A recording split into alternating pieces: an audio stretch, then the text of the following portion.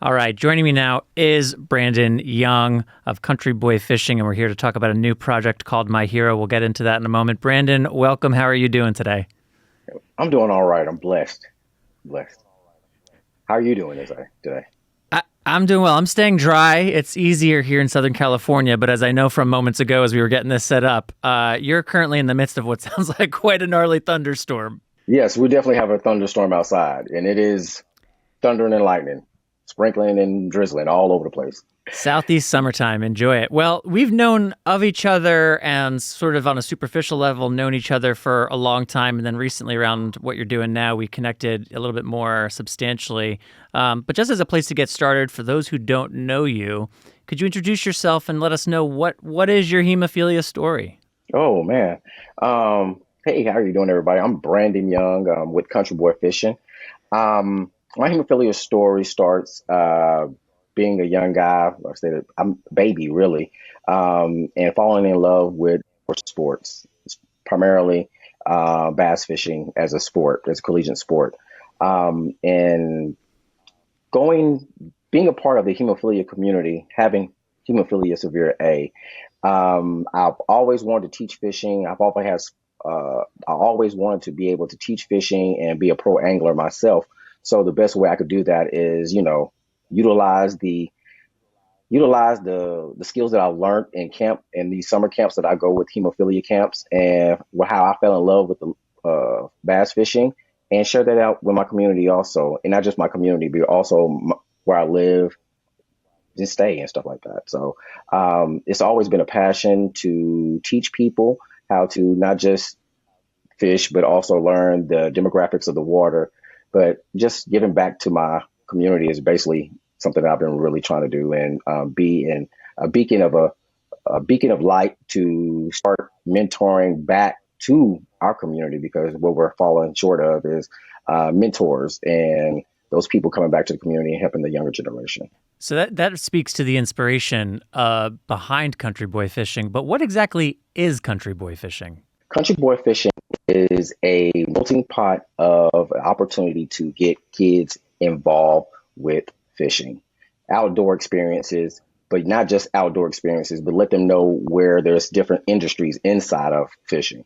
Dealing with the fact that, all the collegiate colleges are offering D1 scholarships for bass fishing, and not a lot of people know about that. And it's just basically another sport that our community can be a part of and get some scholarships and get some kids in school.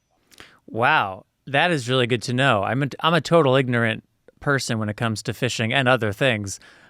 But I do also remember when I grew up in Queens and Long Island, New York, and people would always talk about lacrosse because lacrosse was very popular in my part of Long Island. Big lacrosse scholarships. And I was always just thinking, like, that doesn't really do much for me. I hear you, but I'm never going to pick up a lacrosse stick. That's not how I'm getting to college. So that's actually great information to know, that actually through fishing there may be avenues for people to get college scholarships. Yes, just another way of getting people their degree and spreading the awareness of the community. So we'll have a link to the Country Boy Fishing website. You can check it out, learn more about what Brandon's up to, get involved. But I want to talk to you about My Hero. So what is the My Hero project and why are you doing it? Well, my hero project is based around inspiration and motivation of those people in my life. Been through some trials and tribulations dealing with hemophilia and dealing with, the curse, the blessing and the curse of hemophilia. And the things that propelled me to go through all those hospital visits, blood transfusions, doctor's visits and stuff like that, was what pushed me through was my faith and the love for my grandmother. And those things, helped me go through those lonely nights, those painful nights, those aggravating mornings, those aches and pains, is to keep pushing forward. So those things, those people and those inspirational points in my life keep me moving forward. And I know everybody has some stories to tell. So that's the creation of My Hero, is basically get down and find out who motivates you, what pushes you forward, because you go through these trials and tribulations that life has for us and has to offer. But what pushes people forward and getting them fighting through the battle. And I know everybody wants to share a story and people can relate and you can be an inspiration to other people. The fact that you're even just going through the trials and tribulations of yourself. So that's the creation of my hero is my hero is Tell us a little bit, if you would, about your grandmother. Who was she in your life? I was raised by my grandmother. My grandmother took me in at the age of 2, and she raised me up until the age of 16. And this is a woman that showed me the meaning of Christ in its realest form. And by understanding and seeing that, then I saw what Christ really came in to do for us. And that's what she is to me. She's just a good representation of my belief. That's really beautiful. And correct me if this is wrong, Brandon, but my hero is specifically spotlighting inspirational figures from the Black community within the bleeding disorder space. Is that accurate? No, it's actually focusing on everyone's inspiration in the space. And when I say everyone, I'm talking about everyone. We're talking about people with hemophilia and people without hemophilia. My hero is a chance to highlight those inspirational people in people's lives. But the fact of the matter is that we have underrepresentation in our bleeding disorder community. So I wanted to highlight and put a spotlight on the small community inside of a bigger community and show, these this demographics needs some support as well and some support and resources as well. So I wanted to highlight, a community inside of a community. Gotcha. Thank you for that clarification. And I understand that you have a partner on the project. Who is the partner and what does this partnership look like? Oh, well, thank you for asking. But Company Bear and Ayana Woods, who has a title, I want to say congratulations because she has a new title of Director of Advocacy and Relations in Hematology. That's a long title, but she deserves every bit of it. And they came and wanted to highlight the Black American experience dealing with hemophilia, just a Black American experience in the community in general. And I thank them for coming beside us and wanting to shine a light on the community as well. So I just thank them for doing that and, having an open mind and an open heart um, to spotlight the community. And for you, Brandon, as a Black man, how would you say that race has impacted your experience in healthcare, and particularly when it comes to being somebody with hemophilia? Being a Black man going through this healthcare system has been very interesting and trying. You hear a lot of things that kind of deter you from I can say you hear a lot of things that kind of deter you from going places and being around certain people. But at the end of the day, it's your health and you have to do it. It's not even a question of I want to do it or I'm going to put this to the side. You have to do it. This medical condition kind of consumes your life if you let it. And so therefore, just being a Black American going through all this stuff, you hear a lot of no's, you hear a lot of remarks. Do you hear you get turned around or get turned away at sometimes, and you just got to persevere through it because at the end of the day, it's your health, and you have to be an advocate for yourself. And at the end of the day, there's others getting support, and you deserve the same support.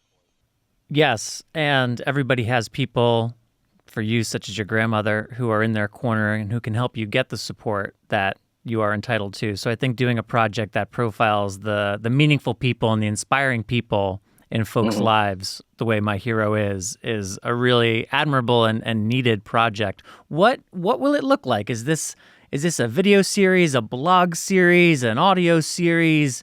What will the final product be, and what can people expect to hear about my hero next?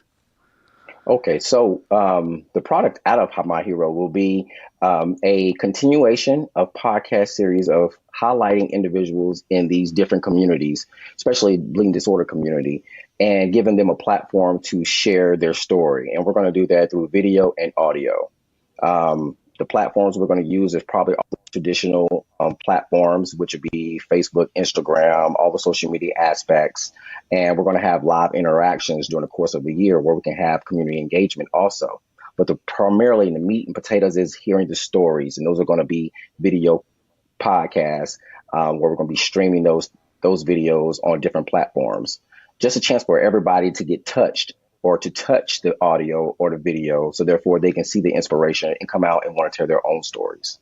Very cool. And is there something happening at the Bleeding Disorders Conference in September? Oh, in September, we're going to have a booth with our sponsoring company, Bear, and we're going to we're going to intake some of those guests there at the event, but also we're going to have online streaming interviews live from the conference. So this is a chance for people to get their voice, get a taste of what it looks like and feels like to actually be on the podcast, to be televised, and to just get their story out there. So it's going to be a very interacting engagement. Very cool. Okay, so if you are going to be at the Bleeding Disorders Conference in September, make sure to stop by the Bayer booth in the exhibit hall, talk to Brandon, share your story. If you know other people whose stories deserve to be shared in this way, make sure they're aware of it too.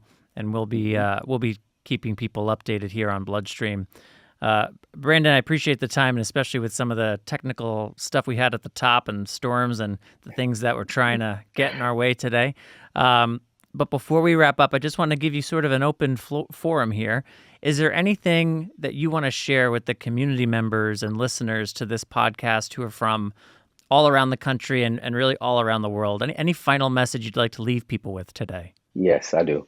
One thing I want to leave, we definitely need our seasoned members in the community come back and be those mentors and that advocacy for the younger generation.